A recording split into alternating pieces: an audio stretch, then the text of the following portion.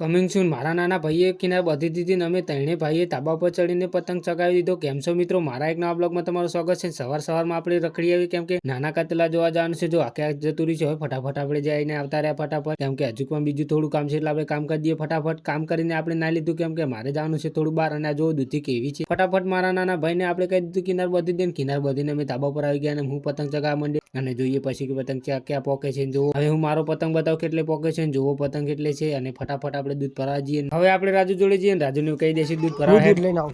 હવે ફટાફટ રાજુ દૂધ લઈને આવશે, ત્યાં સુધી આપણે અહીંયા ઉભા રહીએ. તો મહેમાન આવે તે નહીં લાગે જો બે ભાઈ. અરે ગોમમાં જા, તું તો ખેતરમાં જા. હેડ ગોમમાં નહીં આવે, ખેતરમાં હાડા છે. હાડા 7 વાગતો તો પોકી જજો. મિત્ર ઘરે ગયો ને અમે પોકી ગયા ગામમાં. ફટાફટ દૂધ ભરાવી દીધું. ગામમાં તો થઈ ગયો ઝઘડો એટલે દૂધ ભરાઈને જશું ઘરે. અને નવા મિત્રો તો સબસ્ક્રાઇબ કરી દેજો. મળીશું આપણે નવા બ્લોગમાં.